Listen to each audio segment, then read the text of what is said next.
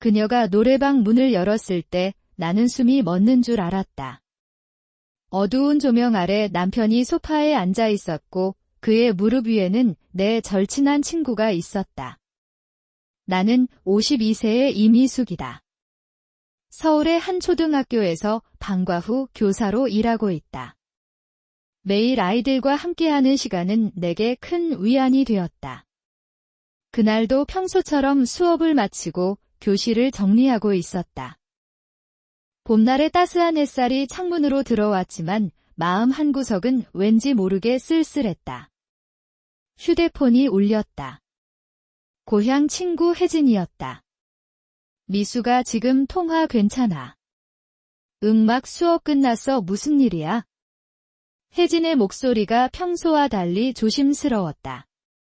그게 말해야 할지 고민했는데 내가 알아야 할 것 같아서. 가슴이 불안하게 뛰기 시작했다. 뭔데 그래? 지난주에 내가 강남에 쇼핑하러 갔다가 내 남편 봤어. 젊은 여자랑 카페에 있더라. 손이 떨렸다. 무슨 소리야 그게? 미안해 말하기 싫었는데 확실히 준호 오빠 맞았어. 너무 친밀해 보였어. 말문이 막혔다. 아니야 우리 준호가 그럴 리 없어. 요즘 사업 때문에 바쁘다고 했거든. 그렇게 말했지만 목소리에 확신이 없었다. 이미 마음 한구석에서는 의심의 씨앗이 자라기 시작했다. 전화를 끊고 멍하니 앉아 있었다. 남편 김준호는 중소기업 대표로 바쁜 나날을 보내고 있었다. 결혼 초에는 사업이 어려워 내 적금을 깨서 생활비를 충당했었다. 그때 나는 남편의 성공이 곧 가족의 행복이라 믿으며 모든 것을 참고 견뎠다. 지금 남편의 사업은 성공했지만 나는 여전히 계약직 교사로 일하며 소박한 삶을 살고 있었다. 집으로 향하는 지하철 안에서도 혜진의 목소리가 귓가에 맴돌았다. 결혼 20년 동안 남편을 믿어왔다. 그런데 바람을 피운다고? 그건 있을 수 없는 일이었다. 하지만 최근 남편이 늦게 들어오는 날이 잦아진 것도 사실이었다. 사업이 커지면서 접대가 많아졌다는 남편의 말을 철석같이 믿었는데 집에 도착해 현관문을 열었다. 여보 나왔어요. 대답은 돌아오지 않았다. 텅 빈 집안이 더욱 쓸쓸하게 느껴졌다.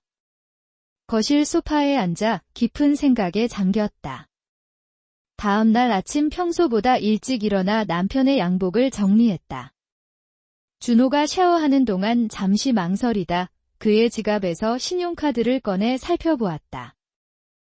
그동안 가계부는 철저히 관리했지만 남편의 개인 카드 내역은 확인하지 않았었다. 이런 행동이 남편에 대한 배신처럼 느껴졌지만 마음 한구석의 불안을 잠재울 수 없었다. 뭐 하고 있어? 갑작스레 들려온 남편의 목소리에 화들짝 놀랐다. 아 카드가 떨어져 있길래. 준호는 의심스러운 눈길을 보내다가 곧 표정을 풀었다. 고마워 오늘 늦을 거야? 거래처 접대가 있어서. 요즘 접대가 많네요. 조심스럽게 말을 꺼냈다. 회사가 커지니까 어쩔 수 없지? 이해해줘서 고마워. 준호는 넥타이를 매며 무심코 대답했다. 남편의 뒷모습을 바라보며 묘한 불안감에 휩싸였다. 20년 같이 살아온 남편인데 왜 갑자기 낯설게 느껴지는 걸까? 남편이 출근한 후 컴퓨터 앞에 앉았다. 남편 카드의 온라인 조회 비밀번호를 알고 있었다. 손가락이 키보드 위에서 몇 번이나 머뭇거렸다. 양심의 가책이 들었지만 더 큰 불안감이 나를 밀어붙였다. 마침내 모니터 화면에 신용카드 내역이 떴다. 대부분은 식사나 골프장 비용 같은 평범한 결제였다. 하지만 눈에 띄는 건 최근 3개월간 반복된 결제 내역이었다. 감자탕집. 더 이상한 건 금액이었다. 한 번에 50만 원대로는 100만 원. 식사비치고는 터무니없이 비쌌다. 항상 목요일 밤과 주말에 결제되어 있었다. 주소를 확인하고 인터넷 지도를 검색했다. 그런데 이상했다. 해당 주소에는 감자탕집이 아닌 노래방 간판이 보였다. 노래방. 왜 하필 그 노래방일까? 가슴이 서늘해졌다. 노래방에서 이런 고액 결제가 반복된다는 건 설마 남편이 접대라는 명목으로 노래방 도우미를 부르는 건 아닐까? 머릿속에 온갖 상상이 스쳐 지나갔다. 손이 떨리고 가슴이 조여들었다. 갑자기 눈물이 났다. 하지만 곧 눈물을 훔치고 결심했다.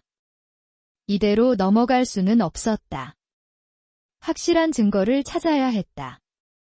그날 저녁 방과 후 수업을 모두 취소하고 남편을 미행하기로 결심했다. 준호가 자주 가는 강남의 식당 근처에 자리 잡고 멀리서 지켜보았다. 8시 반 준호가 몇몇 남자들과 함께 식당에 들어갔다.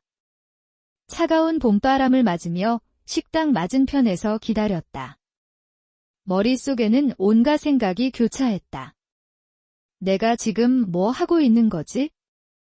남편을 미행하다니. 하지만 이상한 카드 내역을 그냥 넘길 수는 없어.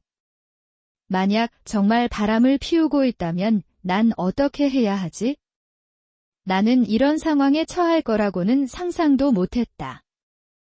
항상 친구들 사이에서 우리 남편은 성실해서 다행이야라고 말하던 나였다. 남편 자랑을 할 때면 친구들은 부러운 눈길을 보냈다. 특히 수지는 늘 미숙이가 제일 부러워라고 말하곤 했다. 10시쯤 일행 중 2명이 먼저 자리를 떴다. 마음을 다잡고 기다렸다. 자정이 가까워질 무렵 마침내 준호가 나왔다. 그는 곧장 택시를 타고 어딘가로 향했다. 나도 황급히 택시를 잡아 뒤를 쫓았다. 저 택시 따라가 주세요. 목소리가 떨렸다. 택시는 강남의 한 골목에 멈춰섰다. 준호는 바로 골목 안쪽으로 들어갔다. 조심스레 그 뒤를 따랐다. 얼마 걷지 않아 화려한 조명의 노래방이 보였다. 카드 내역에서 본 그 노래방이었다. 역시. 골목 모퉁이에 숨어 지켜보았다.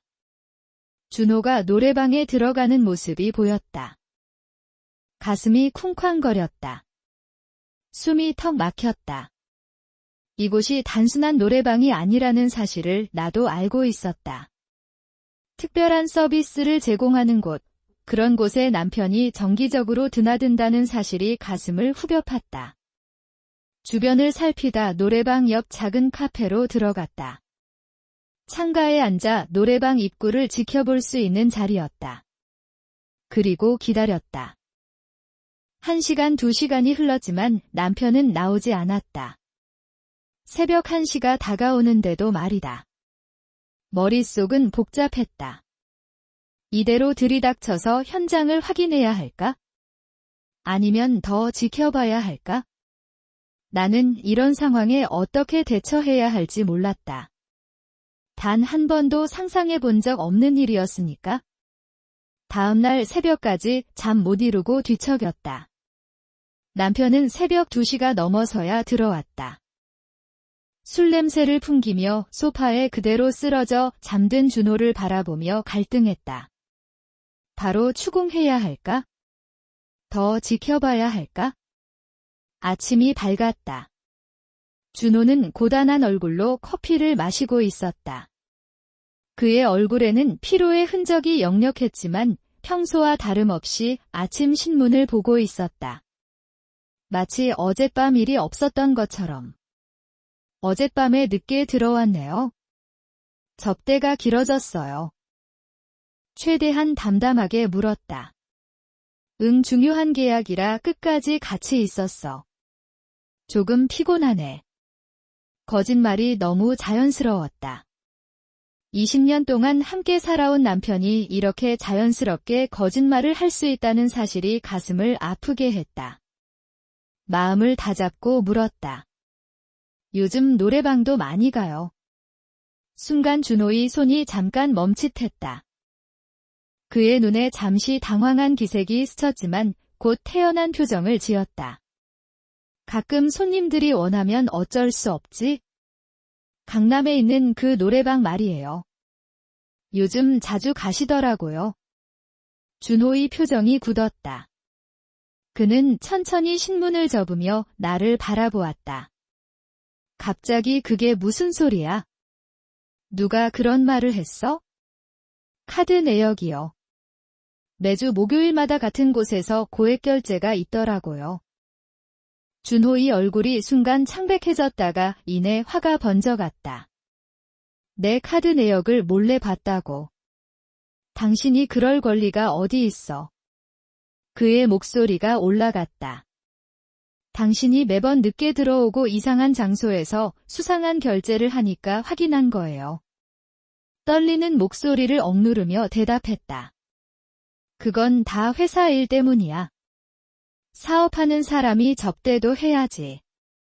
당신 같은 주부가 어떻게 이해하겠어? 준호는 거칠게 의자를 밀어내고 일어섰다. 주부. 그 말에 상처받았다. 나는 단순한 주부가 아니라 초등학교 방과 후 교사로 일하며 가정 경제에도 기여하고 있었다. 게다가 결혼 초기에는 남편의 사업을 위해 내 적금까지 모두 털어 생활비를 대기도 했다. 나도 당신처럼 밖에서 일하는 사람이에요. 그리고 당신이 노래방에서 무슨 접대를 하는지 나도 알아요. 준호의 눈이 커졌다. 무슨 소리야? 그게 내가 뭘 어쨌다고. 그 노래방이 보통 노래방이 아니라는 거 모르는 사람 없어요? 준호는 잠시 말을 잃었다가 이내 태도를 바꿨다. 그냥 회사 사람들이랑 가끔 가는 곳이야. 오해하지 마. 그의 목소리가 누그러들었다. 당신한테 미안하게 생각하고 있어? 요즘 회사 일 때문에 신경을 많이 못 써서. 남편의 급작스러운 태도, 변화에 더욱 의심이 커졌다. 하지만 직접적인 증거 없이 더 몰아붙이기는 어려웠다. 오늘도 늦게 들어올 거예요. 아마도. 중요한 미팅이 있어서. 준호는 서둘러 넥타이를 매고 출근 준비를 했다. 나는 더 묻지 않았다. 대신 그날 저녁 다시 미행을 계획했다. 이번에는 노래방 안까지 확인해야 했다. 준호가 출근한 후 고민 끝에 가장 가까운 친구 수진에게 전화했다. 수진은 고등학교 동창으로 같은 아파트 단지에 살고 있었다. 수진은 항상 명품 가방과 값비싼 옷을 입고 골프 피부관리 이야기를 하는 부잣집 사모님이었다. 나에게는 20년 지기 친구였다. 수진아, 나 좀 만나자. 할 이야기가 있어? 근처 카페에서 만나 남편 이야기를 털어놓았다. 내가 발견한 카드 내역과 노래방 미행 경험까지 모두 말했다. 세상에 그런 일이.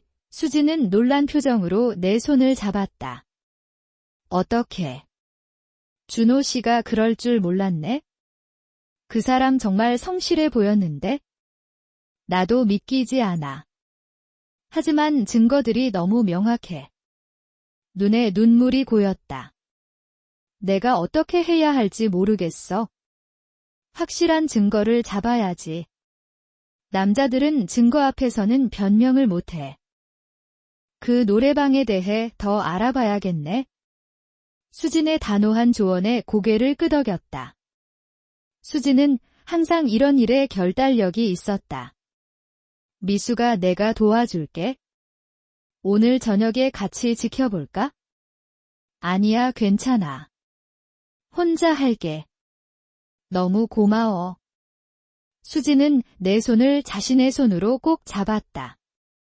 그녀의 표정은 진정으로 걱정하는 것처럼 보였다. 힘내. 무슨 일이 있어도 내가 내 편이야. 그 말에 다시 눈물이 났다. 이런 힘든 시간에 오랜 친구가 있다는 것이 얼마나 위로가 되는지 몰랐다.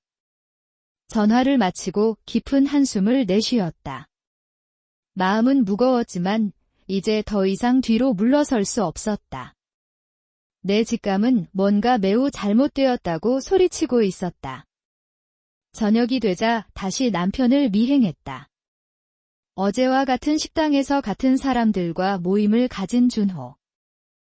그리고 자정 무렵 그는 다시 그 노래방으로 향했다. 하지만 이번에는 혼자가 아니었다. 택시에서 내린 여자가 그와 함께 걸어가고 있었다. 가까이 다가가 그 여자를 확인하려 했다. 가로등 불빛 아래에 비친 여자의 모습이 어딘가 익숙했다. 그리고 그 순간 나는 내 눈을 의심했다. 택시에서 내린 여자는 다름 아닌 수진이었다. 시간이 멈춘 것 같았다. 가로등 기둥을 붙잡지 않았다면 그 자리에 쓰러졌을지도 모른다. 갑자기 세상이 빙글빙글 돌았다. 수진과 준호가.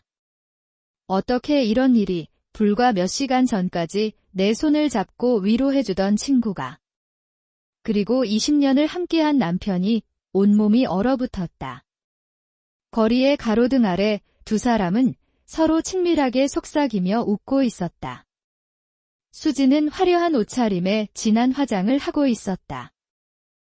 오늘 오후 카페에서 만났을 때 단정한 모습과는 완전히 달랐다.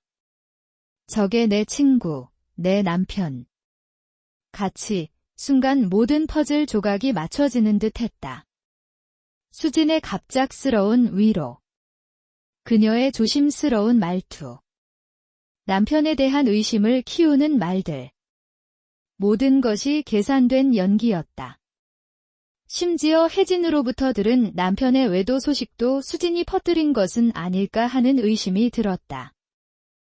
준호와 수진이 노래방으로 들어가는 모습을 지켜보며 가슴속에서 분노가 치밀어 올랐다. 그동안 수진이 명품 가방을 들고 다니며 자랑하던 모습. 요즘 백화점에서 못 샀어. 골프 언제 가나 하며 자랑하던 모든 것들. 이제야 이해가 됐다. 겉으로는 사모님 행세를 하면서 뒤로는 노래방 도우미 역할을 하고 있었던 것이다. 그 돈으로 명품 사서 우리한테 웃으며 자랑했구나. 머릿속에 차갑고 선명한 생각이 스쳐 지나갔다. 난 그냥 넘어가지 않을 거야. 그러나 그 자리에서 바로 두 사람을 추궁하지 않았다. 확실하게 대응할 계획이 머릿속에 서서히 떠올랐다.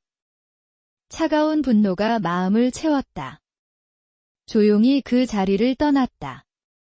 집으로 돌아오는 택시 안에서 창밖을 바라보며 생각에 잠겼다. 20년 가까이 지속된 우정과 결혼 생활이 한순간에 무너졌다. 배신감, 치욕감, 분노가 뒤섞여 가슴을 아프게 했다. 내가 그렇게 바보였나? 자책했다. 왜 진작 눈치채지 못했을까? 집에 도착해 거실에 앉아 새벽이 밝아올 때까지 생각했다. 눈물도 나오지 않았다. 그저 차갑고 명료한 정신으로 앞으로 어떻게 할지 계획을 세웠다. 더 이상 참고 살아갈 수 없었다. 이제는 모든 것을 바꿀 시간이었다. 머릿속에는 지난 20년의 결혼 생활이 주마등처럼 스쳐 지나갔다. 남편이 사업을 시작할 때 내 적금을 모두 털어 도와준 일, 밤늦게까지 남편의 회사 서류를 정리해주던 일, 아이들을 키우며 남편 뒷바라지에 모든 것을 희생했던 세월. 그 모든 것이 한순간에 배신으로 돌아왔다. 그리고 수진과의 우정도 마찬가지였다. 고등학교 때부터 함께 해온 친구, 늘 부러워하면서도 응원해주던 친구라고 생각했는데 그 친구가 내 남편과 이런 관계를 맺고 있었다니. 가슴이 찢어지는 듯한 고통을 느꼈다. 이렇게 끝낼 수는 없어. 마음속에 강한 결심이 자리 잡았다. 이제 더 이상 참는 미숙이 아니었다. 그동안 내면에 쌓아두었던 분노와 결단력이 서서히 표면으로 올라오고 있었다. 이제는 행동해야 할 때였다. 다음 날 아침 변호사를 만났다. 이혼에 대한 상담을 받고 재산 분할에 관한 조언을 들었다. 변호사는 증거를 확보하라고 조언했다. 증거가 확실해야 유리한 조건으로 이혼할 수 있습니다. 사진이나 영상 녹음 같은 확실한 증거가 필요해요. 그럼 제가 직접 노래방에 가서 현장을 확인해야 하나요? 가능하다면 그게 가장 확실한 증거가 될 겁니다. 하지만 조심하셔야 해요. 감정적으로 대처하면 불리해질 수 있으니까요. 변호사의 조언을 들으며 마음을 굳혔다. 더 이상 감정에 휘둘리지 않을 것이었다. 이제부터는 냉정하고 치밀하게 움직일 것이다. 집으로 돌아와 서랍에서 오래된 소형 녹음기를 꺼냈다. 딸이 대학생 때 강의 녹음용으로 사용하던 것이었다. 그리고 새 디지털 카메라도 준비했다. 증거 수집을 위한 도구들이었다. 거울 앞에 섰다. 52세의 얼굴에는 세월의 흔적이 고스란히 새겨져 있었다. 하지만 눈빛은 달라져 있었다. 더 이상 순종적이고 희생적인 아내의 눈빛이 아니었다. 냉정하고 단호한 결심이 서려 있었다. 더 이상 누구에게도 참지 않겠어? 저녁 무렵 용기를 내어 그 노래방을 찾아갔다. 겉으로는 평범한 노래방처럼 보였지만 실상은 다른 서비스를 제공하는 곳임을 이제는 잘 알고 있었다. 심장이 빠르게 뛰었지만 침착함을 유지했다. 노래방 입구에서 잠시 망설였다. 정말 이대로 들어가야 하나. 그러나 머릿속에는 수진과 준호가 함께 있는 모습이 계속 떠올랐고 그 생각만으로도 분노가 치밀어 올랐다. 결심을 굳히고 노래방 안으로 들어갔다. 어두운 조명 아래 화려한 인테리어가 눈에 들어왔다. 안내 데스크로 다가갔다. 저 사장님 좀 만나고 싶은데요. 잠시 후 노래방 사장이 나왔다. 중년의 남자로 나를 의아한 표정으로 바라보았다. 무슨 일이시죠, 손님? 주변을 살피고 조용한 목소리로 말했다. 저 죄송합니다만 부탁이 있어서 왔습니다. 조심스럽게 10만 원을 꺼내 탁자 위에 올려놓았다. 제 남편이 여기 자주 오는데 다음에 제 남편이 올 때 꼭 저를 보내주세요. 사장은 혼란스러운 표정을 지었다.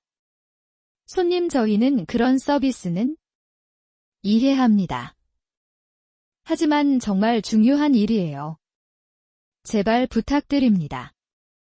내 간절한 눈빛의 사장은 잠시 고민하는 듯 했다. 그러다 돈을 받고 고개를 끄덕였다. 알겠습니다. 근데 남편분이 누구시죠? 준호의 사진을 보여주었다. 아, 이 손님이요. 사장의 눈이 커졌다. 이분은 우리 단골이세요. 매주 목요일 밤에 오십니다. 보통 3벌룸을 예약하시죠. 가슴이 찢어지는 듯 했지만 냉정함을 유지했다. 그래요. 그럼 다음 목요일에 제가 3벌룸에 갈 수 있게 해주세요. 근데 이분은 항상 특정 여성분과 함께 오시는데. 예, 알고 있어요. 목소리가 떨렸다. 그 여자는 제 친구예요. 사장의 눈이 더욱 커졌다. 그는 잠시 말을 잃은 듯 했다가 곧 고개를 끄덕였다. 이상한 세상이네. 사장이 중얼거렸다. 다음 주 목요일이요. 저녁 11시에 제가 올게요. 마음속으로 다짐했다. 이렇게 끝낼 수 없어. 이제 복수 계획이 서서히 형태를 갖추기 시작했다. 노래방을 나와 집으로 돌아오는 길 밤빛 아래 걸으며 생각했다. 이제 나는 더 이상 참는 아내가 아니었다. 내면에서는 새로운 강인함이 솟아나고 있었다. 준호와 수진이 나를 어떻게 배신했는지 생각할 때마다 그 강인함은 더욱 단단해졌다. 내가 왜 그렇게 참고 살았지? 중얼거렸다. 나를 그렇게 나를 비웃었구나, 준호야. 그리고 너도, 수진아. 집에 돌아와 침대에 누워 천장을 바라보았다. 눈물이 마른 듯 더 이상 나오지 않았다. 그저 차가운 분노와 결심만이 남아있었다. 그리고 그 결심은 밤이 깊어갈수록 더욱 강해졌다. 일주일이 흘렀다. 복수의 무대를 착실히 준비했다. 먼저 평소에 입지 않던 옷을 샀다. 화려하고 대담한 스타일의 원피스와 하이힐. 그리고 미용실에서 머리 스타일도 바꿨다. 거울에 비친 내 모습이 낯설었지만 동시에 새로운 강인함이 느껴졌다. 그 일주일 동안 준호에게 아무 내색도 하지 않았다. 평소와 같이 아침을 준비하고 퇴근한 남편을 맞이했다. 표면적으로는 아무 일도 없는 것처럼 행동했지만 내면에서는 계속 분노가 끓어올랐다. 가끔 준호가 태연하게 웃으며 오늘도 늦게 들어올 거야? 접대가 있어서라고 말할 때면 속으로 이를 갈았다. 또한 수진의 남편에게 보낼 증거를 준비했다. 노래방 카드 결제 내역. 준호와 수진이 함께 있는 모습을 찍은 사진. 그리고 곧 얻게 될 결정적인 증거까지. 모든 것이 계획대로 진행되고 있었다. 목요일 밤이 마침내 찾아왔다. 준비를 마쳤다. 평소와 달리 화려한 메이크업과 새 옷차림으로 변신한 나는 택시를 타고 그 노래방으로 향했다. 가슴이 두근거렸지만 이제 돌이킬 수 없었다. 이제부턴 나만 생각할 거야. 노래방에 도착해 사장을 만났다. 사장은 약속대로 나를 안내했다. 3벌룸에 손님이 와 계십니다. 지금 들어가시면 됩니다. 심호흡을 하고 노래방 복도를 걸었다. 3벌룸 앞에 서서 잠시 망설였다. 문 너머에서 웃음소리가 들려왔다. 그 웃음소리는 분명 수진이었다. 심장이 미친 듯이 뛰었다. 그러나 더 이상 도망칠 수 없었다. 마음을 다잡고 문을 열었다. 방 안의 모습은 예상보다 더 충격적이었다. 수진은 준호의 무릎 위에 앉아 키스를 나누고 있었다. 소파 테이블 위에는 술병과 안주가 널브러져 있었고 음악이 크게 울려 퍼지고 있었다. 둘 다 술에 취해 있었고 내가 들어온 것도 모르고 있었다. 그 자리에 얼어붙었다. 아무리 마음의 준비를 했다고 해도 이런 광경을 직접 목격하는 것은 너무나 충격적이었다. 가슴이 찢어지는 듯한 아픔이 밀려왔다. 하지만 이를 악물고 감정을 억눌렀다. 그때 수진이 눈을 떴고 나와 눈이 마주쳤다. 미수가. 수진이 나를 발견하고 얼굴이 새하얗게 변했다. 준호도 놀라 수진을 밀어내며 일어섰다. 이게 뭐야? 나는 예상과 달리 소리를 지르거나 울지 않았다. 대신 태연하게 방 안으로 들어와 옆에 앉아있던 다른 사장님 옆에 자리를 잡았다. 팔짱을 끼며 술잔을 들었다. 오 사장님 술 한 잔 더의 태연이 웃으며 말했다. 준호와 수진은 얼어붙은 듯 나를 바라보았다. 이런 반응은 전혀 예상하지 못했던 것이 분명했다. 미수가 이건 오해야? 수진이 떨리는 목소리로 말했다. 그녀의 얼굴에는 당황과 수치심이 뒤섞여 있었다. 오해. 무슨 오해. 여전히 웃고 있었다. 나 다 봤어.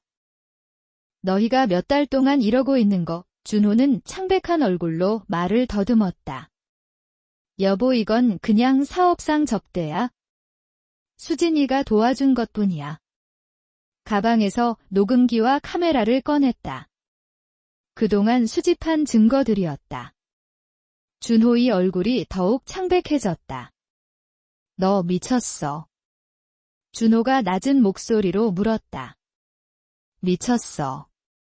아니 이제 정신 차렸어. 여전히 침착했다. 너 취향이 이거잖아. 노래방 도우미. 이건 비즈니스야. 접대야. 준호가 소리쳤다. 그의 얼굴은 분노로 일그러져 있었다. 비즈니스. 그럼 나도 계약 성사시켜야지. 술을 따르고 리모컨을 집어 노래를 시작했다. 수지는 울먹이기 시작했다. 그녀의 화려한 화장이 눈물에 번져 흘러내렸다. 미수가 내가 정말 미안해. 이건 다 실수야. 실수. 매주 목요일마다 몇 개월 동안 차갑게 대꾸했다. 그 돈으로 명품 사서 우리 앞에서 자랑했지. 요즘 백화점에서 못 샀어. 골프 언제 가나 하면서. 수지는 더 이상 변명할 말이 없었다. 그녀는 소파 구석에 웅크리고 앉아 고개를 숙였다. 준호의 얼굴은 분노와 당혹감으로 일그러져 있었다. 그는 내게 다가와 손목을 잡았다. 집에 가서 얘기하자. 여기서 이러지 마. 준호의 손을 뿌리쳤다. 만지지 마세요. 더 이상 당신 손 안 잡을 거예요. 노래방 사장과 다른 손님들을 향해 밝게 웃었다. 여러분, 제가 오늘 노래 한 곡 불러도 될까요? 제 남편과 제 친구를 위한 특별한 곡이에요. 노래를 선택했다. 그리고 마이크를 잡고 부르기 시작했다. 평소에는 드러내지 않았던 놀라운 가창력이 방 안을 채웠다. 가사 하나하나에 내 감정이 실려 있었다. 배신감, 분노, 그리고 새로운 결심까지. 노래가 끝나자 카메라를 들어 준호와 수진의 모습을 찍었다. 두 사람은 당혹스러운 표정으로 어찌할 바를 몰라 했다. 좋은 추억이 될 거예요. 이제 난 갈게요. 당당하게 방을 나섰다. 복도에서 마지막으로 뒤돌아보았다. 준호가 문 앞에 서서 나를 바라보고 있었다. 그의 얼굴에는 공포와 불안이 가득했다. 미수가 제발. 하지만 더 이상 그의 말을 듣지 않았다. 고개를 돌려 앞으로 걸어갔다. 이제 새로운 인생의 첫걸음을 내딛는 순간이었다. 그날 밤 이후 모든 것이 달라졌다. 집에 돌아와 준호의 물건들을 모두 현관 앞에 내놓았다. 그리고 자물쇠를 바꿨다. 새벽에 돌아온 준호는 문이 열리지 않자 미친 듯이 초인종을 눌렀지만 응답하지 않았다. 다음 날 아침 수진의 남편에게 증거사진과 녹음을 보냈다. 동시에 친구들과 이웃들에게도 진실을 알렸다. 수진의 이중생활과 준호의 배신에 대한 이야기가 순식간에 퍼졌다. 충격을 받은 수진의 남편은 즉시 이혼 소송을 제기했다. 평소 자상하고 온화한 남자였던 그는 아내의 배신에 크게 상처받았고 분노했다. 내가 수집한 증거는 동네에도 빠르게 퍼졌다. 수진의 평판은 순식간에 무너졌다. 그동안 사모님이라는 이미지로 살아온 수진의 이중생활이 모두에게 알려진 것이다. 수진이 노래방 도우미였대. 동네 주민들 사이에 소문이 돌았다. 골프 모임에서도 수진은 퇴출되었다. 그동안 명품 가방과 옷으로 자랑하던 모든 것들이 이제는 치욕의 증거가 되었다. 그녀가 그 돈을 어떻게 벌었는지 모두가 알게 된 것이다. 한때 동네에서 가장 잘 나가는 사모님으로 불리던 수진은 이제 사람들의 손가락질을 받는 신세가 되었다. 그녀는 집 밖에 나오지 못하고 숨어 지냈다. 준호의 상황도 마찬가지였다. 회사 내에서도 소문이 퍼지면서 그의 신뢰가 크게 추락했다. 접대비를 유용했다는 의혹까지 제기되어 사업에도 타격을 입었다. 몇몇 거래처는 계약을 취소했고 임원들 사이에서도 그를 비난하는 목소리가 커졌다. 어느 날 저녁 준호가 나를 찾아왔다. 그의 모습은 한없이 초라해 보였다. 눈은 충혈되어 있었고 수염도 덥수룩하게 자라 있었다. 평소 깔끔하던 그의 모습은 온데간데 없었다. 미수가 문 좀 열어줘. 그가 현관문을 두드렸다. 얘기 좀 하자. 인터폰으로 대답했다. 할 말 있으면 변호사를 통해 하세요. 제발 나 용서해줘. 실수였어. 차갑게 대답했다. 실수. 수개월 동안 계속된 그게 실수야. 정말 미안해. 다시 시작하자. 내가 잘못했어. 준호는 현관 앞에 무릎을 꿇었다. 한때 자신감 넘치던 중소기업 CEO의 모습은 찾아볼 수 없었다. 그저 비참한 중년 남성의 모습만이 있을 뿐이었다. 끝났어. 변호사 통해 연락해. 목소리는 단호했다. 미수가 내가 얼마나 너를 사랑하는데. 사랑. 그게 당신이 생각하는 사랑이에요. 친구와 바람 피우는 게 준호는 계속 애원했지만 내 마음은 이미 돌아섰다. 20년 동안의 인내와 희생 그리고 최근의 배신. 그 모든 것들이 내 마음을 단단하게 만들었다. 그날 밤 오랜만에 편안하게 잠들었다. 더 이상 속이는 남편과 친구에 대한 걱정도 그들의 거짓말에 대한 의심도 없었다. 모든 것이 명확해졌고 나는 이제 자유로웠다. 그 후 수진이 나를 찾아왔다. 평소 화려하던 그녀의 모습은 온데간데 없었고 창백한 얼굴로 집 앞에 서 있었다. 미수가 한 번만 만나줘. 제발.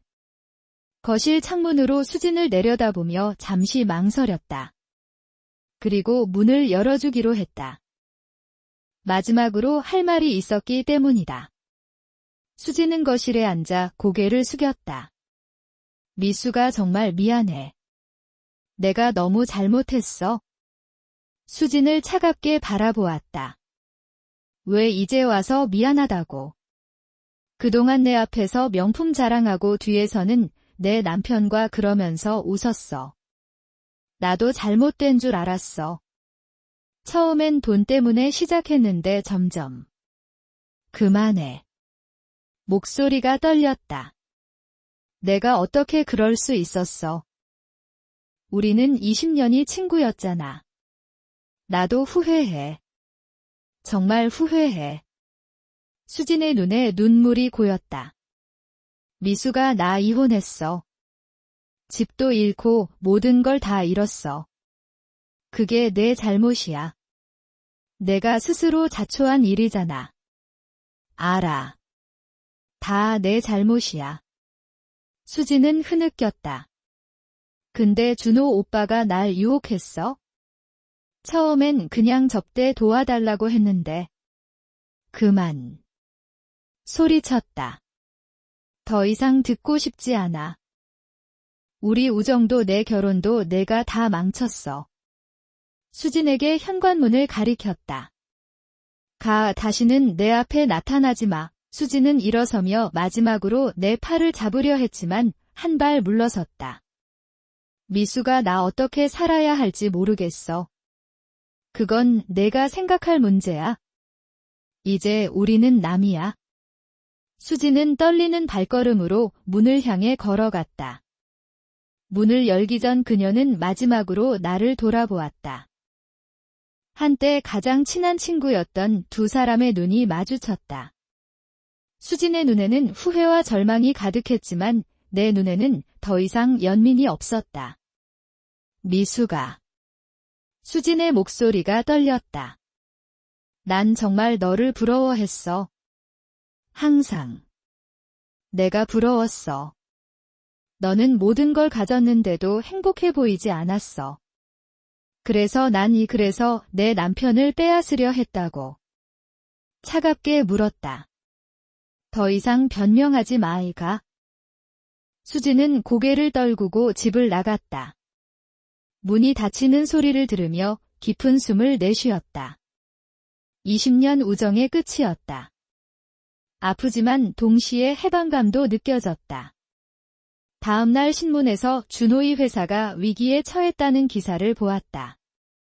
접대비 유용 의혹이 제기되면서 세무조사까지 받게 된 것이다. 사업 파트너들은 하나둘 계약을 파기했고 준호의 회사는 급격히 추락하고 있었다. 동네 소문은 더욱 무성해졌다. 수진의 이중 생활은 물론 준호의 사업 비리까지 모든 것이 드러났다. 한때 부러움의 대상이었던 두 사람은 이제 조롱과 수군거림의 대상이 되었다. 이 모든 것을 지켜보며 복잡한 감정을 느꼈다. 기쁨은 아니었다. 그저 정의가 실현되는 것을 보는 묘한 만족감이었다. 그동안 내가 참고 견뎌온 모든 것들이 이제야 보상받는 듯 했다. 몇 주 후 법원 앞에 서 있었다. 오늘은 이혼 소송의 첫 심리가 있는 날이었다. 깔끔한 정장 차림으로 당당하게 법원으로 들어갔다. 멀리서 준호와 그의 변호사가 오는 것이 보였다. 준호의 모습은 초라했다. 예전에 자신감 넘치던 CEO의 모습은 온데간데없고 수척하고 지친 중년 남성만이 서 있었다. 놀랍게도 수진도 그곳에 있었다. 그녀도 이혼 소송 중이었다. 두 사람 모두 고개를 숙이고 있었다. 한때 당당하던 그들의 모습은 찾아볼 수 없었다. 나는 이전과 다른 모습이었다. 더 이상 참고 견디는 아내가 아닌 당당한 한 여성으로서 서 있었다. 변호사는 모든 증거를 준비해왔고 재산 분할에서 유리한 결과를 기대할 수 있다고 말했다. 이미숙 씨 준비되셨나요? 변호사의 물음에 고개를 끄덕였다. 네, 완벽하게 준비됐습니다. 법정 안에서 준호는 최후의 발악을 했다. 그는 내가 자신을 함정에 빠뜨렸다고 주장했다. 하지만 모든 증거는 나에게 유리했다. 판사는 준호의 주장을 일축했고 나에게 유리한 판결을 내렸다. 심리가 끝나고 법원 계단을 내려오고 있을 때 준호가 뒤따라왔다. 미수가 한 번만 더 기회를 줘, 그가 애원했다. 내가 잘못했어. 다시는 그런 일 없을 거야? 돌아보지 않고 대답했다. 늦었어요. 당신이 날 배신한 순간 우리 결혼은 끝났어요. 20년을 함께 살았잖아. 그걸 이렇게 끝내려고. 걸음을 멈추고 준호를 바라보았다. 내 눈에는 더 이상 분노도 슬픔도 없었다. 그저 차분한 결의만이 있었다. 내가 20년 동안 당신을 위해 희생하고 참았어요. 당신이 그걸 어떻게 대했는지 봤잖아요. 이제 더 이상 참지 않을 거예요. 준호는 무릎을 꿇었다. 법원 앞에서 모든 사람들이 보는 앞에서 말이다. 제발 내가 뭐든 다 할게. 하지만 내 마음은 이미 돌아섰다. 고개를 저으며 걸어갔다.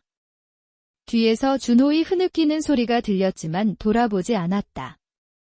내 마음속에는 이제 새로운 시작에 대한 기대만이 있었다. 몇 개월 후 아파트를 정리하고 있었다. 이혼이 확정되고 재산 분할도 유리하게 끝났다. 준호의 회사 지분 일부도 얻었고 새 출발을 위한 준비를 마쳤다. 거실 소파에 앉아 창밖을 바라보니 가을 하늘이 맑았다. 그동안의 일을 되돌아보니 모든 것이 꿈만 같았다. 20년간의 결혼 생활이 이렇게 끝날이라고는 상상도 못했다. 내 변화에 놀라웠다.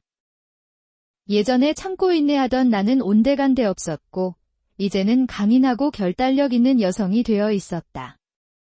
배신의 아픔은 여전히 가슴 한구석에 남아 있었지만 그것보다 더 큰 해방감과 자유로움을 느꼈다. 준호와 수진은 완전히 나락으로 떨어졌다. 준호의 회사는 파산 직전이었고 수진은 모든 사회적 관계가 끊겨 고립된 상태였다. 동네 사람들은 두 사람을 동정하기보다는 내 용기에 박수를 보냈다. 그동안 겉으로만 행복해 보였던 가정의 이면에 숨겨진 배신과 거짓이 드러나자 많은 사람들이 내 강인함에 감탄했다.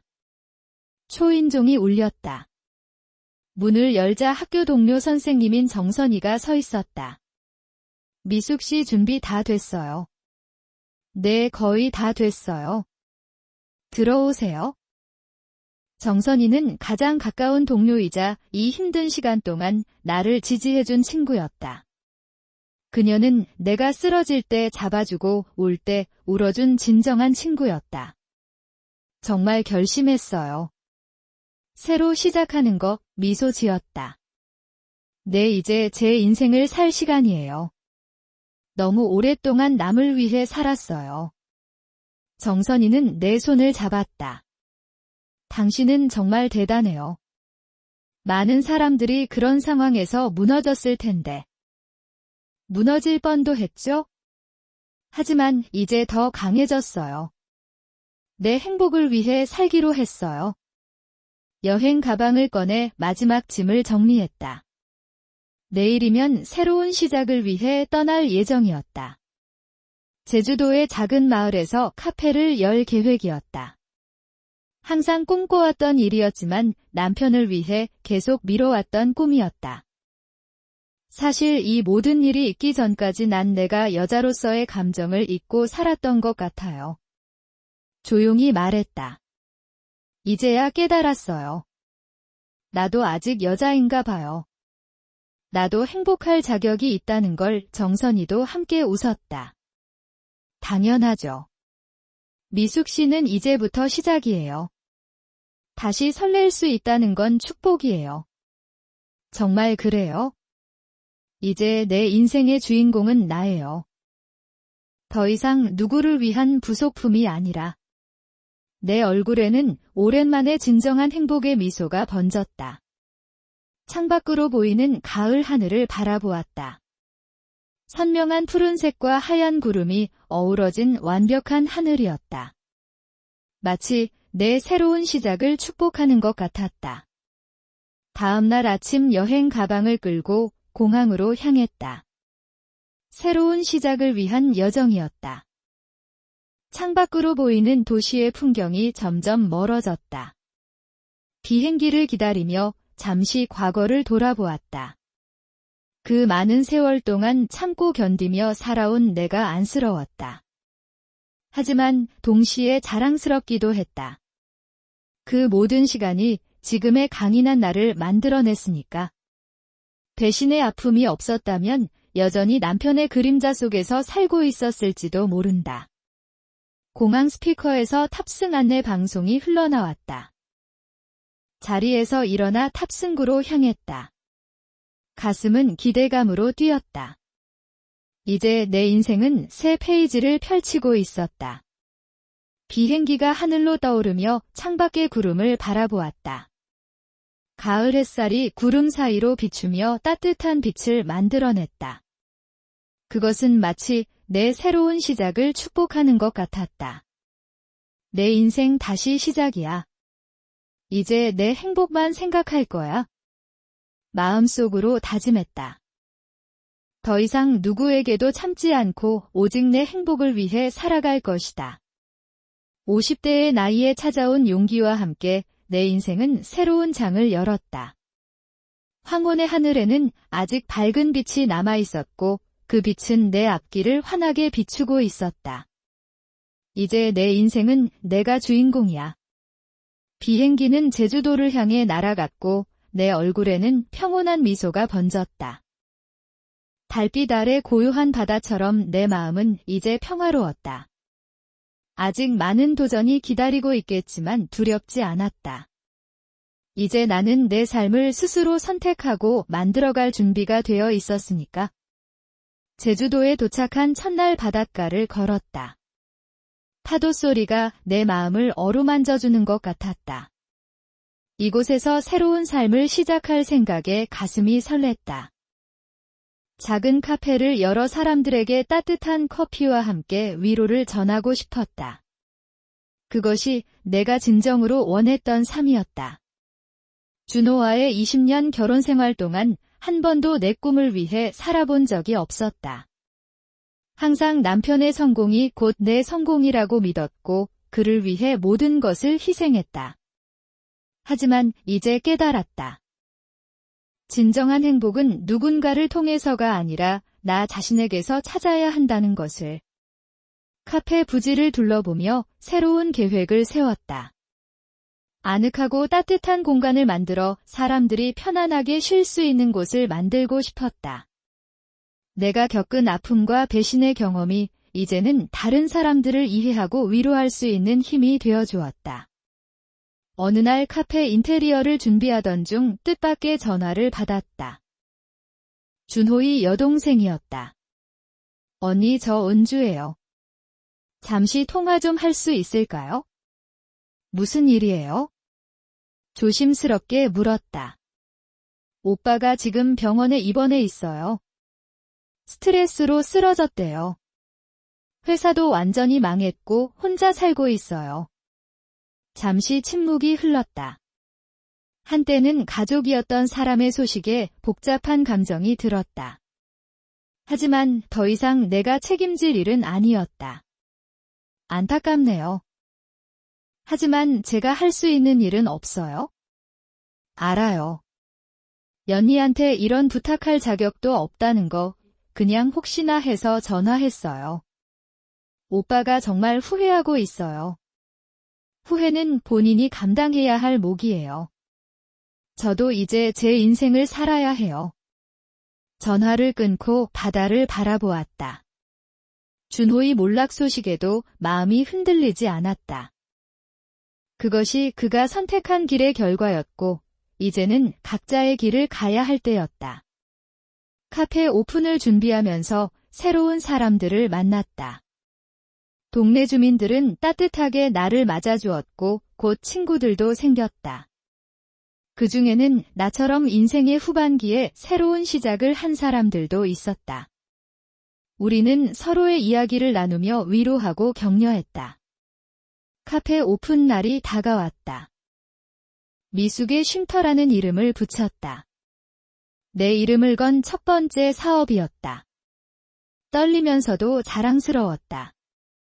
오픈 첫날 많은 사람들이 찾아와 축하해 주었다. 그 중에는 서울에서 온 정선이도 있었다. 미숙 씨 정말 멋져요. 완전히 다른 사람 같아요. 정선이가 감탄했다. 이제야 진짜 내 모습을 찾은 것 같아요. 그동안은 누군가의 아내, 누군가의 친구로만 살았는데 이제는 그냥 나 이미숙으로 살고 있어요. 카페는 곧 동네 명소가 되었다. 사람들은 내가 만든 커피와 함께 따뜻한 대화를 나누러 왔다. 때로는 인생 상담을 하러 오는 사람들도 있었다. 내 경험이 다른 사람들에게 용기를 주는 것 같아 뿌듯했다. 어느 날 한 중년 여성이 카페를 찾아왔다. 그녀는 눈이 퉁퉁 부어 있었고 지친 표정이었다. 커피를 주문하고 구석자리에 앉아 조용히 울고 있었다. 괜찮으세요? 조심스럽게 다가가 물었다. 죄송해요. 그냥 좀 힘든 일이 있어서. 그녀가 고개를 들었다. 저도 비슷한 경험이 있어요. 혹시 이야기하고 싶으시면 들어드릴게요. 그녀는 망설이다가 자신의 이야기를 털어놓기 시작했다. 남편의 외도를 발견했다는 것이었다. 15년 동안 믿고 살아온 남편이 회사 후배와 바람을 피우고 있었다고 했다. 어떻게 해야 할지 모르겠어요. 이혼하고 싶지만 아이들도 있고 경제적으로도 자립할 자신이 없어요. 그녀의 눈물이 계속 흘렀다. 내 과거의 모습을 보는 것 같아 마음이 아팠다. 하지만 이제 나는 그녀에게 진정한 조언을 해줄 수 있었다. 지금은 너무 힘드시겠지만 이것만은 기억하세요.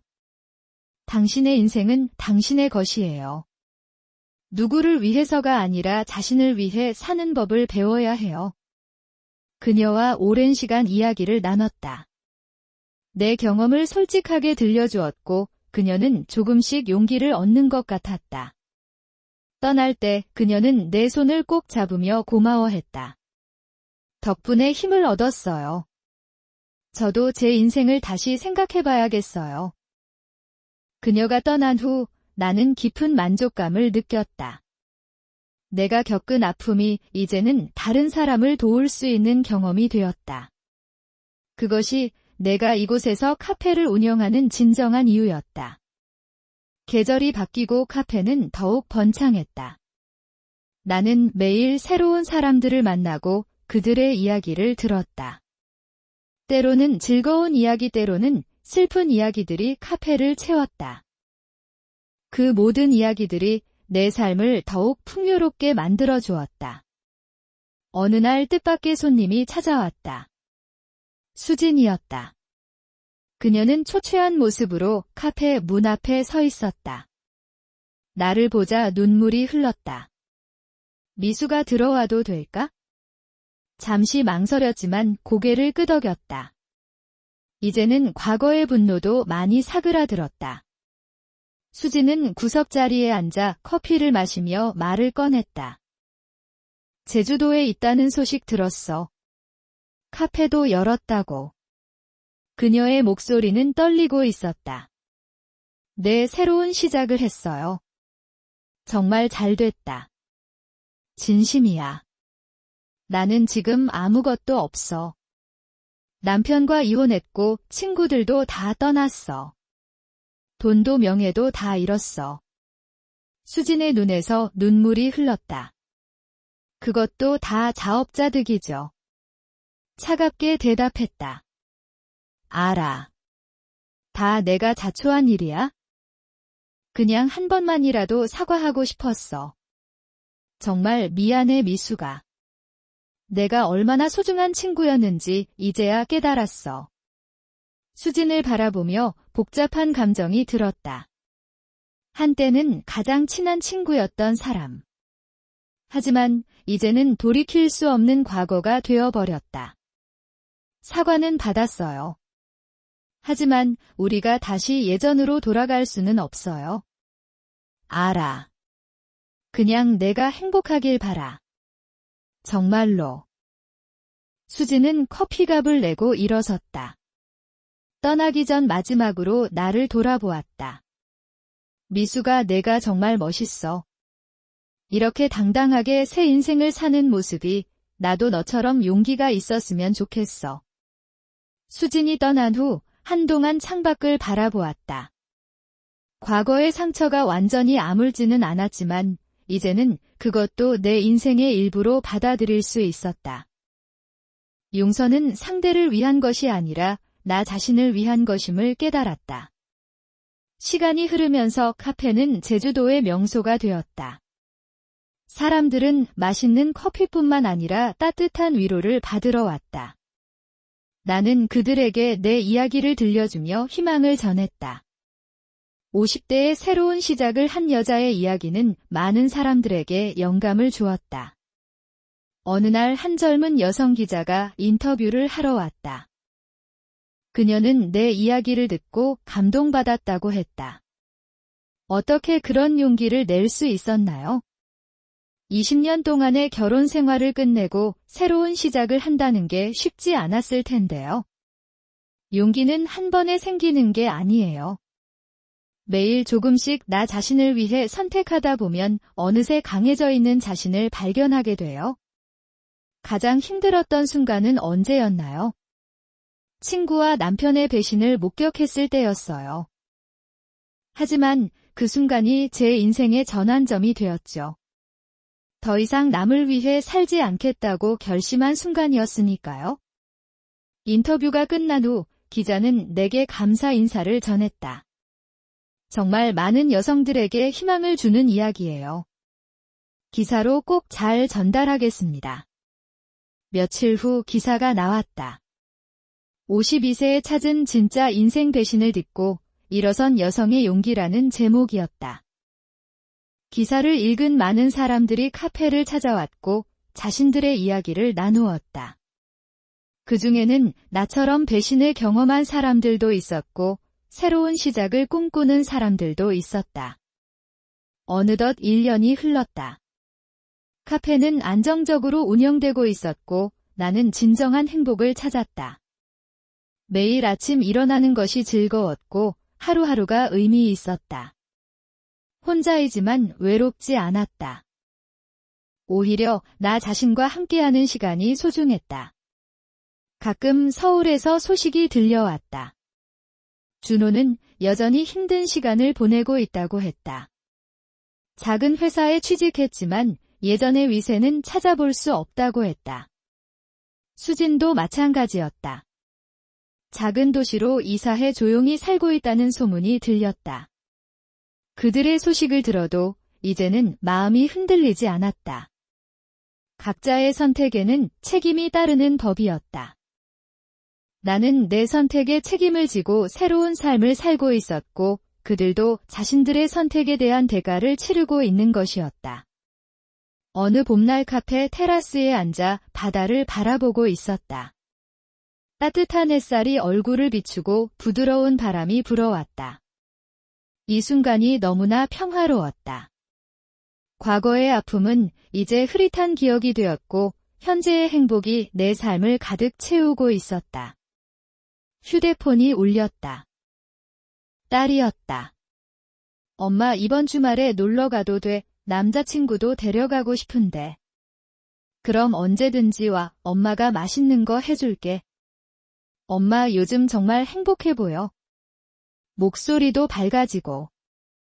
응 정말 행복해. 이제야 진짜 내 인생을 살고 있거든. 전화를 끊고 미소를 지었다. 딸에게도 내 변화가 느껴지는 모양이었다. 그것이 내가 아이들에게 줄 수 있는 가장 큰 선물이었다. 행복한 엄마의 모습을 보여주는 것, 저녁이 되자 카페를 정리하고 집으로 돌아왔다. 작은 집이지만 내 취향대로 꾸민 아늑한 공간이었다. 혼자 사는 것이 처음에는 낯설었지만 이제는 이 고요함이 좋았다. 누구의 눈치도 보지 않고 온전히 나를 위한 시간을 보낼 수 있었다. 침대에 누워 하루를 돌아보았다. 오늘도 많은 사람들을 만났고 그들과 소통했다. 내 이야기가 누군가에게 위로가 되고 희망이 된다는 것이 감사했다. 과거의 상처가 이제는 다른 사람을 돕는 도구가 되었다. 창밖으로 별이 빛나고 있었다. 제주도의 밤하늘은 서울보다 훨씬 맑고 아름다웠다. 별을 보며 생각했다. 인생이란 참 신기한 것이다. 가장 어두운 순간이 지나면 가장 밝은 별들을 볼 수 있다는 것을. 내일은 또 어떤 사람들을 만나게 될까? 어떤 이야기들을 듣게 될까? 기대감을 안고 잠이 들었다. 꿈속에서 나는 젊은 시절의 나를 만났다. 그녀에게 말했다. 힘들어도 견뎌. 언젠가는 내가 진짜 원하는 삶을 살게 될 거야. 다음 날 아침 일찍 일어나 카페로 향했다. 오늘도 새로운 하루가 시작되었다. 커피를 내리며 첫 손님을 기다렸다. 문이 열리고 한 노신사가 들어왔다. 안녕하세요. 여기가 그 유명한 미숙의 쉼터인가요? 네, 맞습니다. 어서 오세요. 이야기 많이 들었습니다. 용기 있는 여성이 운영하는 카페라고. 저도 새로운 시작을 준비하고 있어서 한번 와보고 싶었어요. 그와 이야기를 나누며 또 하나의 인연이 시작되었다. 이렇게 매일 새로운 사람들을 만나고 그들의 이야기를 듣는 것이 내 일상이 되었다. 그리고 그것이 내가 선택한 새로운 삶이었다. 2년이 흘렀다.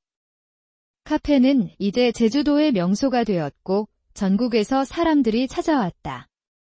내 이야기는 책으로도 출간되었다. 52세 다시 시작하는 용기라는 제목이었다. 많은 여성들이 내 책을 읽고 용기를 얻었다고 편지를 보내왔다. 어느 날 출판 기념회가 열렸다. 많은 사람들이 축하하러 왔다. 그 중에는 서울에서 온 친구들도 있었다. 모두가 내 변화에 감탄했다. 미수가 정말 대단해. 이렇게 성공할 줄 몰랐어. 한 친구가 말했다. 성공이라기보다는 그냥 내가 원하는 삶을 찾은 거예요. 그게 진짜 성공 아닐까요? 행사가 끝난 후 혼자 해변을 걸었다. 파도 소리를 들으며 지난 시간들을 돌아보았다. 준호와 수진의 배신이 없었다면 나는 여전히 그들의 그늘에서 살고 있었을 것이다. 어떻게 보면 그들이 내게 준 가장 큰 선물은 자유였다. 나 자신을 찾을 수 있는 기회를 준 것이다.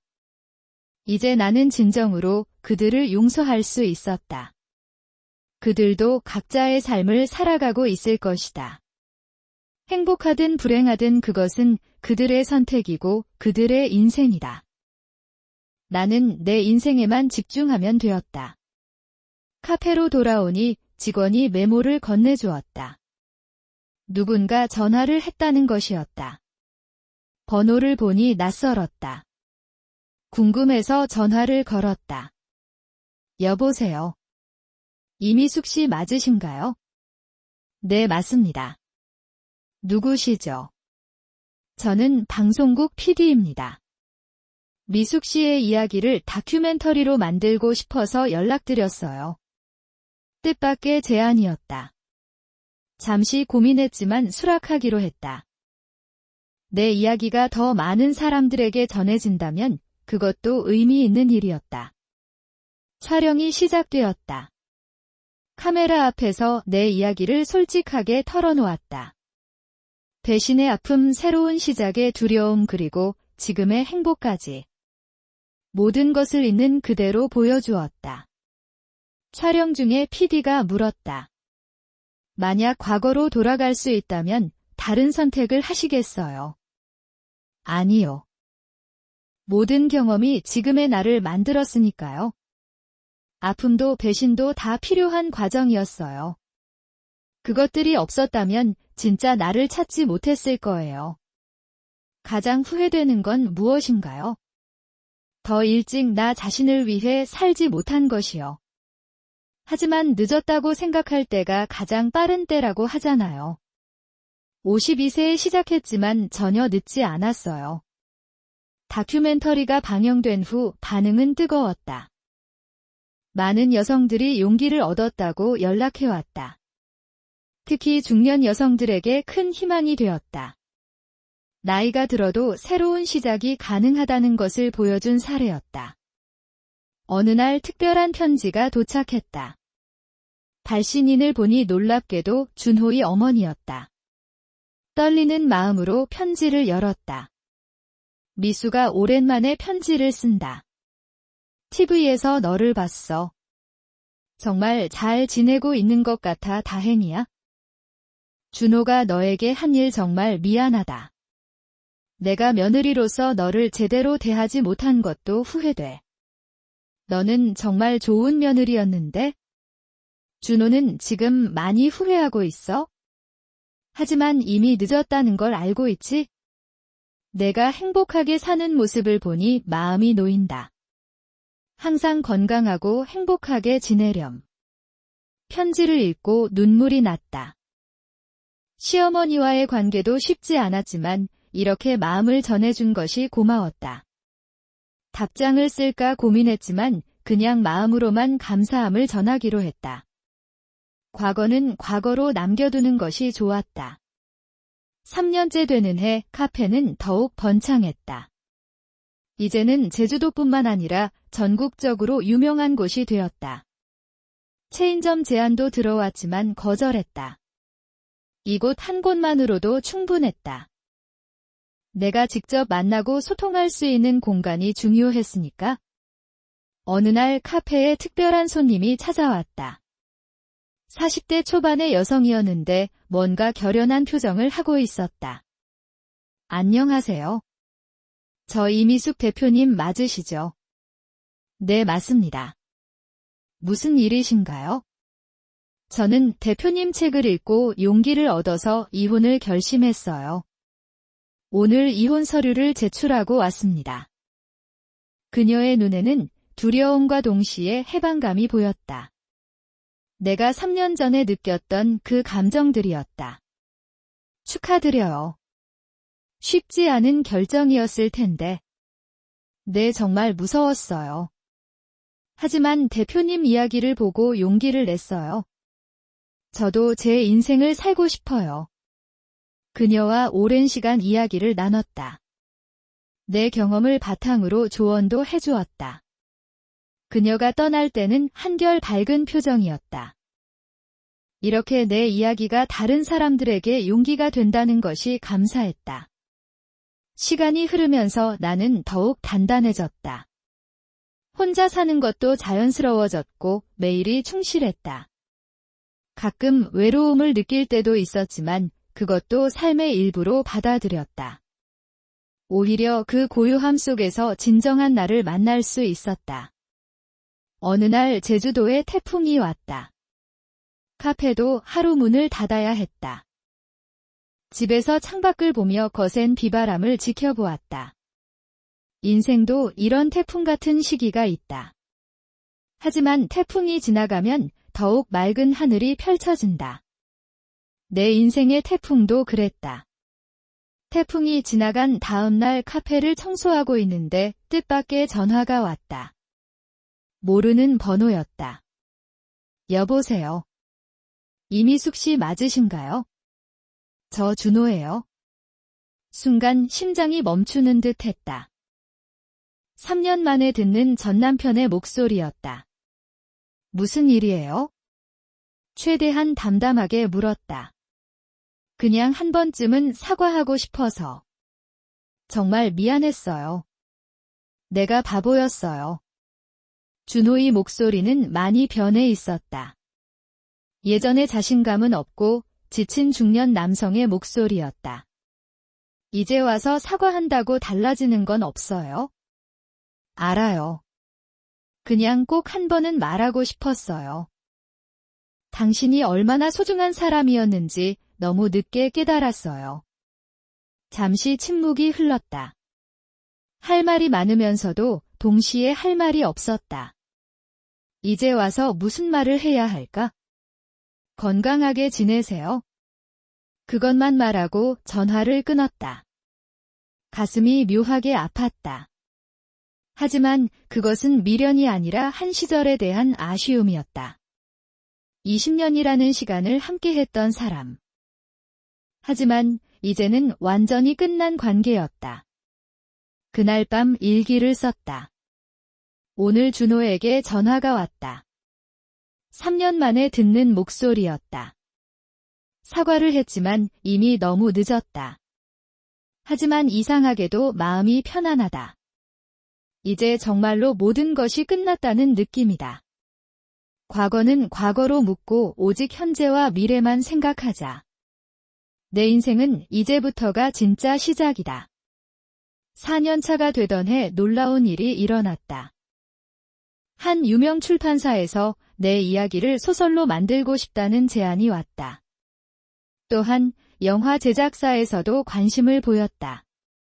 내 평범한 이야기가 이렇게 큰 관심을 받을 줄은 몰랐다. 고민 끝에 두 제안을 모두 수락했다. 내 이야기가 더 많은 사람들에게 전해져서 희망이 된다면 그것으로 충분했다. 돈이나 명예가 목적이 아니었다. 그저 나처럼 아파하는 사람들에게 작은 위로가 되고 싶었다. 소설이 출간되고 베스트셀러가 되었다. 영화도 제작되어 많은 사람들이 보았다. 갑자기 유명인이 된 것 같아 어색했지만 그것도 새로운 경험이었다. 인터뷰 요청도 많아졌고 강연 요청도 들어왔다. 처음에는 거절했지만 진정으로 도움이 필요한 사람들을 위해서는 나서기로 했다. 첫 강연은 여성센터에서 했다. 청중은 대부분 중년 여성들이었다. 그들의 눈빛에서 나는 과거의 나를 보았다. 지치고 상처받았지만 여전히 희망을 품고 있는 눈빛들. 저도 여러분과 같았습니다. 20년 동안 남편과 가족을 위해 살았죠. 제 꿈은 늘 뒤로 미뤄졌고 저는 그것이 당연하다고 생각했습니다. 하지만 배신을 당하고 나서야 깨달았어요. 내 인생의 주인은 나라는 것을. 강연을 들은 많은 여성들이 눈물을 흘렸다. 그리고 질문이 쏟아졌다. 어떻게 그런 용기를 낼 수 있었는지, 경제적인 문제는 어떻게 해결했는지, 아이들과의 관계는 어떤지. 모든 질문에 솔직하게 답했다. 강연이 끝난 후 한 여성이 다가왔다. 대표님 정말 감사합니다. 저도 지금 이혼을 고민하고 있는데 용기가 없었어요. 오늘 강연을 듣고 결심이 섰습니다. 그녀의 손을 잡아주었다. 쉽지 않은 길이지만 자신을 믿으세요. 당신도 할 수 있어요. 이런 만남들이 계속되었다. 전국을 다니며 강연을 했고 많은 여성들을 만났다. 그들의 이야기를 들으며 나도 많이 배웠다. 여성들이 얼마나 많은 것을 참고 살아가는지, 그리고 그들에게 얼마나 용기가 필요한지. 5년이 되던 해 카페는 이제 하나의 브랜드가 되었다. 미숙의 쉼터는 단순한 카페가 아니라 여성들의 쉼터이자 희망의 공간이 되었다. 많은 여성들이 이곳을 찾아와 위로받고 용기를 얻어갔다. 어느 날 특별한 제안이 들어왔다. 여성 창업 지원센터에서 멘토가 되어달라는 것이었다. 나처럼 새로운 시작을 꿈꾸는 여성들을 돕는 일이었다. 기꺼이 수락했다. 이제는 내가 받은 것을 돌려줄 때였다. 첫 멘티는 45세의 경력단절 여성이었다. 15년 동안 전업주부로 살다가 이혼 후 새로운 시작을 준비하고 있었다. 그녀의 눈에는 두려움이 가득했다. 너무 무서워요. 15년 동안 집에만 있었는데 이제 와서 뭘 할 수 있을까요? 그녀의 마음을 충분히 이해할 수 있었다. 나도 그랬으니까. 저도 52세에 시작했어요. 나이는 숫자에 불과해요. 중요한 건 시작하려는 용기예요. 당신이 진짜 하고 싶은 게 뭔가요? 그녀와 함께 사업 계획을 세우고 준비 과정을 도왔다.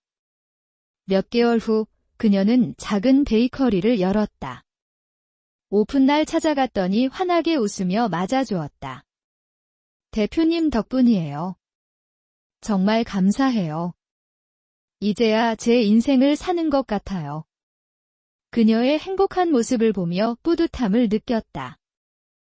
이것이 내가 진정으로 하고 싶었던 일이었다. 다른 여성들이 자신의 삶을 찾도록 돕는 것, 시간이 흐르면서 더 많은 멘티들을 만났다. 각자 다른 상황이었지만 모두 새로운 시작을 꿈꾸는 여성들이었다. 그들과 함께하며 나도 계속 성장했다. 가르치는 것이 곧 배우는 것임을 깨달았다. 어느 날 딸이 전화를 했다. 엄마 이번에 결혼하기로 했어? 정말. 축하해. 언제 만나볼 수 있을까? 이번 주말에 데려갈게. 엄마가 제일 먼저 만나봐야지. 딸의 목소리에는 행복이 가득했다. 나도 덩달아 기뻤다. 딸이 행복한 것이 내 가장 큰 행복이었다. 주말에 딸이 예비 사위를 데려왔다. 좋은 청년이었다. 딸을 바라보는 눈빛에 사랑이 가득했다. 저희 결혼 허락해주세요. 어머님. 예비 사위가 정중하게 인사했다. 딸이 행복하다면 저는 찬성이에요. 두 사람 행복하게 살아요. 엄마 고마워. 엄마가 행복하게 사는 모습 보면서 많이 배웠어. 나도 엄마처럼 당당하게 살 거야. 딸의 말에 눈물이 났다. 내가 보여준 모습이 딸에게 좋은 본보기가 되었다니. 그것만으로도 내 선택은 옳았다. 결혼식 날이 다가왔다. 딸은 나에게 특별한 부탁을 했다. 엄마 결혼식 때 축사해줄래? 엄마 이야기를 하고 싶어. 그래도 될까? 그럼. 기꺼이 할게. 결혼식장은 제주도의 아름다운 정원이었다. 딸이 원했던 야외 결혼식이었다. 하늘은 맑았고 바람은 부드러웠다. 완벽한 날씨였다. 축사를 하러 마이크 앞에 섰다. 많은 하객들이 나를 바라보고 있었다. 그 중에는 서울에서 온 친구들도 있었다. 사랑하는 딸과 사위 그리고 하객 여러분. 오늘은 제 딸의 가장 행복한 날입니다. 저도 한때는 결혼이 여자의 인생에서 가장 중요한 일이라고 생각했습니다. 하지만 이제는 알아요. 결혼도 중요하지만 더 중요한 건 자기 자신을 잃지 않는 것입니다. 사랑하는 딸아, 사랑하는 사람과 함께하되 너 자신을 잃지 마. 서로를 존중하고 각자의 꿈을 응원하는 부부가 되길 바란다. 그것이 진정한 행복의 비결이야. 축사를 마치자 많은 사람들이 박수를 쳤다. 딸은 눈물을 흘리며 나를 안아주었다. 엄마 사랑해. 엄마가 내 롤모델이야. 나도 사랑해. 행복하게 살아. 결혼식이 끝나고 피로연이 이어졌다. 많은 사람들이 내게 다가와 인사를 했다. 그 중에는 내 책을 읽었다는 사람들도 있었다. 모두가 내 용기에 감탄했다. 저녁 무렵 혼자 해변을 걸었다. 딸의 결혼식을 무사히 치른 안도감과 함께 묘한 그리움이 밀려왔다. 만약 준호와 계속 함께했다면 오늘은 어땠을까? 하지만 곧 고개를 저었다. 과거를 그리워할 필요는 없었다. 지금의 내가 더 행복하니까. 6년째 되던 해 놀라운 소식을 들었다. 내 이야기를 바탕으로 한 영화가 국제영화제에서 상을 받았다는 것이었다. 감독이 직접 전화를 해서 감사 인사를 전했다. 이미숙 대표님의 이야기 덕분입니다. 진정성 있는 이야기가 많은 사람들에게 감동을 주었어요. 과분한 말씀이에요.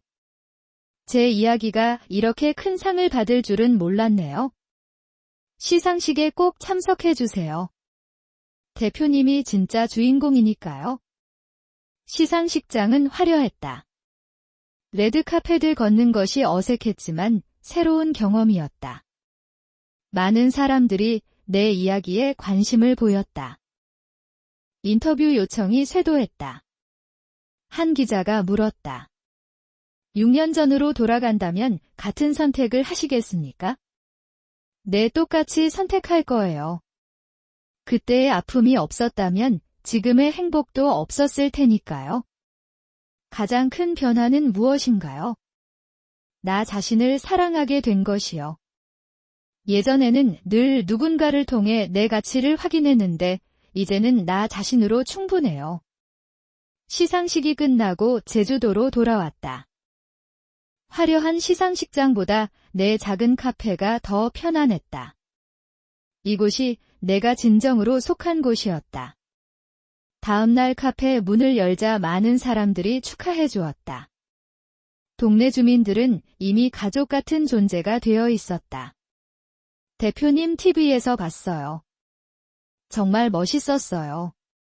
우리 동네 자랑이에요. 과찬이세요. 저는 그냥 제자리에서 할 일을 하고 있을 뿐이에요. 어느 날 특별한 손님이 찾아왔다. 60대 후반의 여성이었는데 품위 있는 모습이었다. 이미숙 대표님 뵙고 싶었어요. 저도 이제 새로운 시작을 하려고 해요. 60대 후반이시면. 네, 68세요. 남편과 사별한 지 2년 됐어요. 그동안 우울증에 시달렸는데 대표님 이야기를 보고 용기를 얻었어요. 나이는 정말 숫자에 불과하네요. 무엇을 시작하려고 하세요? 그림을 그리고 싶어요. 젊었을 때 꿈이었는데 결혼하면서 포기했거든요. 이제라도 시작하려고요. 그녀의 눈빛에는 설렘이 가득했다. 나이가 많다고 꿈을 포기할 필요는 없었다. 오히려 나이가 들수록 진짜 원하는 것이 무엇인지 명확해지는 것 같았다. 꼭 시작하세요. 68세의 화가 멋있지 않나요? 응원할게요. 그녀는 환하게 웃으며 돌아갔다. 몇 개월 후 그녀에게서 초대장이 왔다. 첫 개인전을 연다는 것이었다. 기쁜 마음으로 전시회에 갔다. 그녀의 그림들은 생동감이 넘쳤다. 나이는 숫자에 불과하다는 것을 다시 한번 확인했다. 시간이 흐르면서 카페는 더욱 특별한 공간이 되었다. 단순히 커피를 마시는 곳이 아니라 사람들이 위로받고 용기를 얻는 곳, 새로운 시작을 꿈꾸는 사람들의 쉼터가 되었다. 7년째 되던 해 나는 또 다른 결정을 했다. 카페 2층에 작은 도서관을 만들기로 한 것이다. 여성들의 자립과 성장에 도움이 되는 책들로 가득 채웠다. 또한 정기적으로 북클럽도 운영하기 시작했다. 첫 북클럽 모임에는 다양한 연령대의 여성들이 모였다. 20대부터 70대까지. 모두가 각자의 이야기를 가지고 있었다. 책을 매개로 서로의 경험을 나누고 위로하고 격려했다.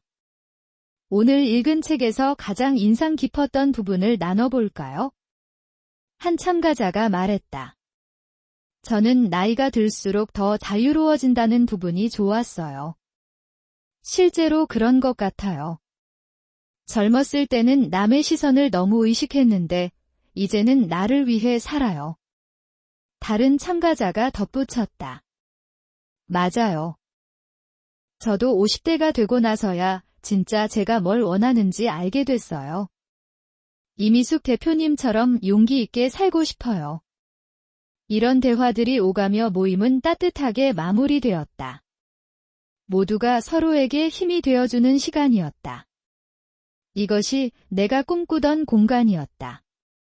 여성들이 서로를 지지하고 함께 성장하는 곳, 어느 날 뜻밖의 소식을 들었다. 수진이 암 투병 중이라는 것이었다. 복잡한 감정이 들었다. 한때는 가장 친한 친구였고 가장 큰 배신을 한 사람. 하지만 이제는 그저 한 인간으로서 안타까움을 느꼈다. 며칠 고민하다가 병원에 찾아가기로 했다.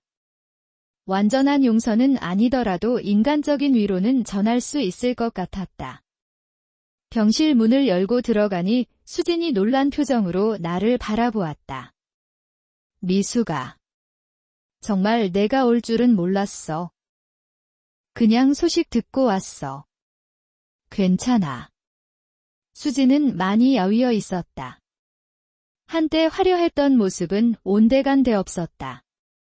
그저 병과 싸우는 한 여자가 있을 뿐이었다. 고마워. 정말 고마워. 내가 그런 짓을 했는데도 와주다니. 수진의 눈에 눈물이 고였다. 다 지난 일이야? 지금은 병 치료에만 집중해. 미수가 나 정말 후회해. 모든 걸 다 잃고 나서야 깨달았어. 진짜 소중한 게 뭔지. 너라는 친구가 얼마나 소중했는지. 수진의 손을 잡아주었다. 차가운 손이었다. 완전히 예전으로 돌아갈 수는 없지만 적어도 미움은 놓을 수 있었다. 이제 건강만 생각해. 다 나을 거야. 정말 고마워.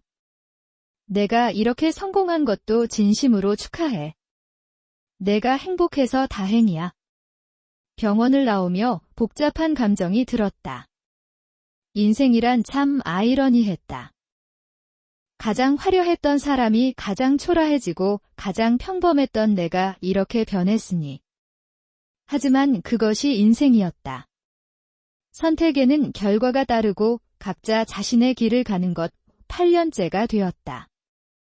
이제 나는 60세가 되었다. 하지만 나이가 들수록 더 젊어지는 것 같았다. 매일이 새롭고 설레었다. 카페는 여전히 번창했고 많은 사람들이 찾아왔다. 어느 날 한 젊은 여성이 찾아왔다. 20대 후반으로 보였는데 뭔가 고민이 있는 표정이었다. 대표님, 저 상담 좀 받을 수 있을까요? 물론이죠. 무슨 일인가요? 저 결혼을 앞두고 있는데 불안해요. 제 꿈을 포기해야 할 것 같아서. 그녀의 고민을 들으며 젊은 시절의 나를 보는 것 같았다. 결혼과 꿈 사이에서 고민하는 모습이 너무나 익숙했다. 결혼한다고 꿈을 포기할 필요는 없어요. 오히려 서로의 꿈을 응원하는 관계여야 건강한 결혼이죠. 만약 상대가 당신의 꿈을 포기하라고 한다면 다시 생각해봐야 해요. 하지만 주변에서는 다들 결혼하면 남편을 내조해야 한다고. 그게 20년 전 제 생각이었어요. 그 결과가 어땠는지 아시죠? 자신을 잃으면 결국 모든